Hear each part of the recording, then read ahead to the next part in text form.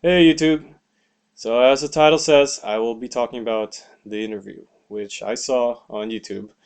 Um, so before I begin, let me just get this out of the way. I will not be talking about the issue of free speech or issue about North Korea or any of that. I'm not going to talk about that. I'm going to talk about this movie as if it were released in theaters, if as if it was not it was not banned. Okay, because uh honest honestly I mean I've read all the debates about the movie, about it, whether it's how it looks on us, that the fact that we had to pull this movie from theaters. But you know what? I'm not going to talk about that. I'm going to talk about this as a movie. But maybe another time I'll have that debate, but I'm just going to talk about this movie, okay? So if you're expecting an analysis of free speech and all that, or our place as artists and what we can put on film or on literature, whatever, go somewhere else. I'm just going to talk about whether or not this movie was good, okay? So, the interview. Uh, I mean, this movie got mixed reviews, so I feel like if I say I liked it, then I'll get hate. If I say I hate it, then I think I'll still get hate. So either way, I'm gonna lose, so I have to pick a side. Honestly, I kind of liked the interview. I mean, that's not a very popular sentiment, but I liked it. Honestly, I don't think it's as bad as how some critics are saying.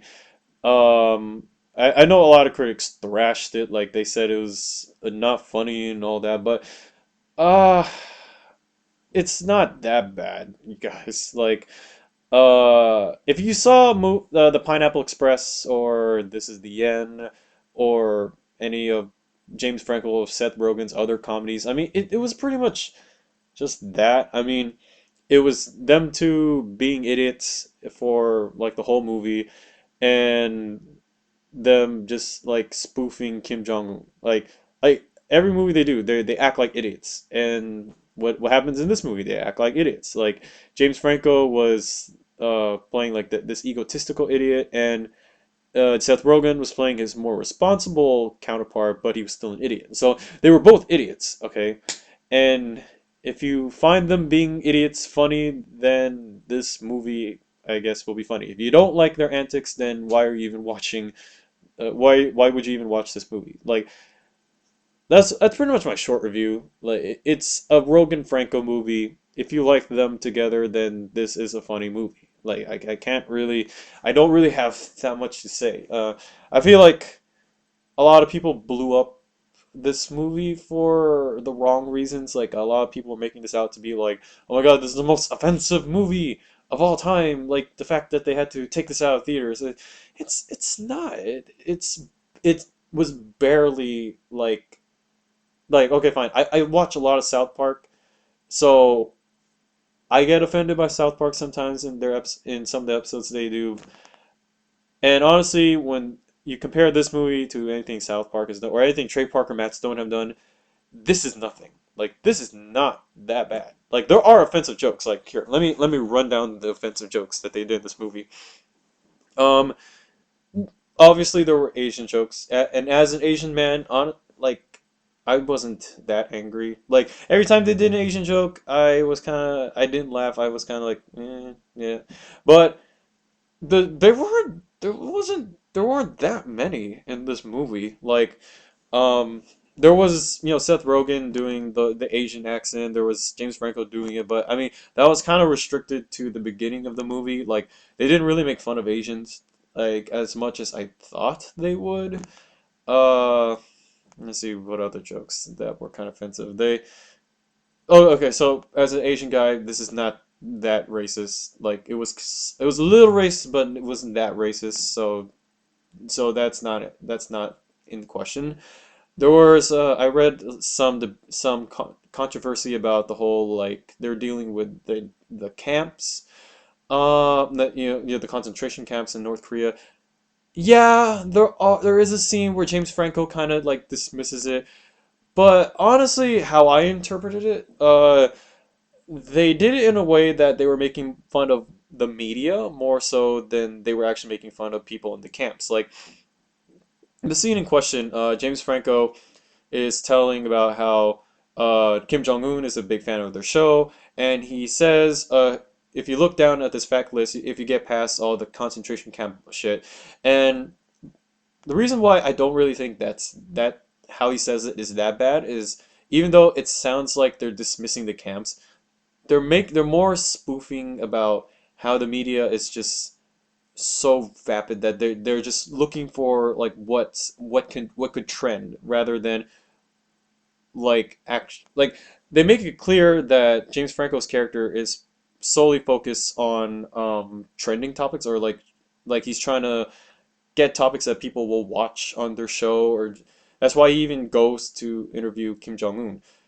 And his whole character arc is that by the end of the movie, he's interviewing Kim Jong Un with questions that are actually like filled with like actual content. Like he starts talking, questioning about the camps, about how North Korea is not feeding their citizens.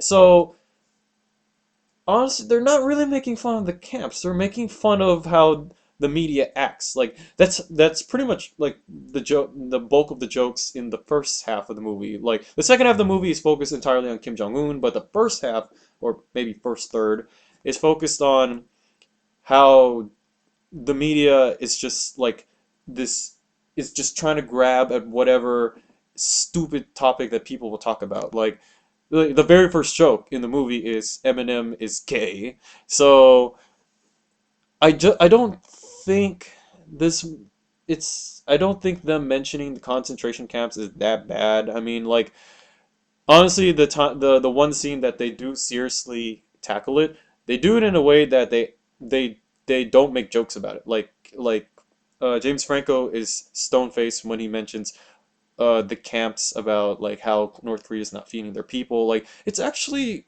the one serious scene in this movie. Okay, fine.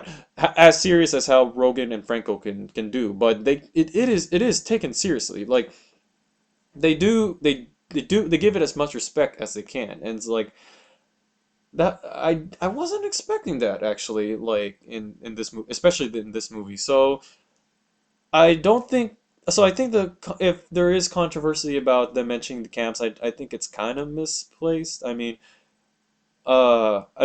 you can make the arguments like why make a comedy about North Korea in the first place, but I'm just saying it's not that bad. I feel like that's just the bulk of my comments about possible controversies this movie can produce. Like, if you think the Asian jokes were offensive, honestly, they weren't that bad. If you think their comments about the concentration camps were bad, not really, because they were more focused on satirizing the media rather than they were them satirizing the camps. I don't think anyone would find that funny, like making jokes about concentration camps. So it just I don't really see the basis of like this movie generating a lot of controversy. Like, okay, fine. The only scene that I will honestly say could have generated a lot of controversy was the final 10 minutes where North Korea becomes a democracy because Kim Jong-un dies. Okay, fine. The scene where Kim Jong-un dies is controversial enough. But I will also argue, you know what, like South Park, they spoof world leaders all the time. Like they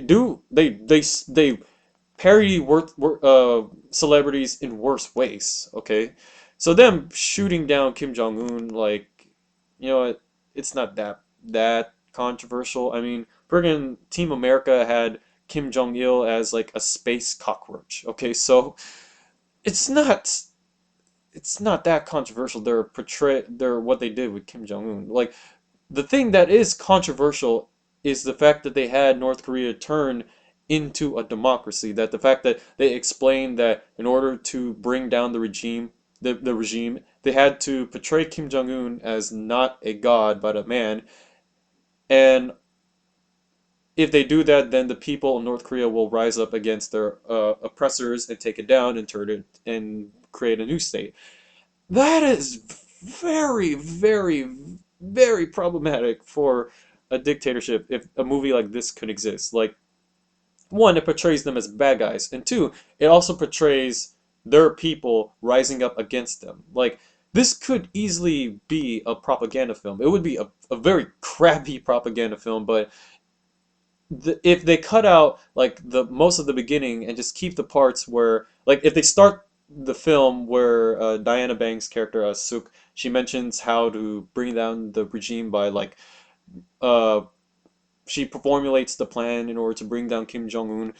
If you start the film from there and to the very end, and you send that to North Korea, that could potentially be a problem. Okay, so that's the only scene that I can think about that I personally think could generate the controversy that this movie has generated. Other than that, this movie was just eh. Like, I mean, it wasn't as funny as This Is the End or Pineapple Express, so the humor is kind of subpar. So I guess I'm a little mixed on this movie. Like, I liked it, but I feel like the jokes could have hit harder, or they could have made more complex jokes. Honestly, the jokes were a little too juvenile, even for James Franco and Seth Rogen. Like the whole butt plug joke. It was, like, I guess it was funny, but I feel like they could do better. So overall, I don't think the interview was this was worth this much attention. Like, it's not that, I don't think it's that controversial like of a movie, except for like the last 10 minutes. If you cut that out, the rest of the movie, like, it just feels like your standard Seth Rogen James Franco affair. It's meh. I mean, I liked it, but it's not the greatest. So yeah, I guess go watch it, I guess. So that's my review of the interview.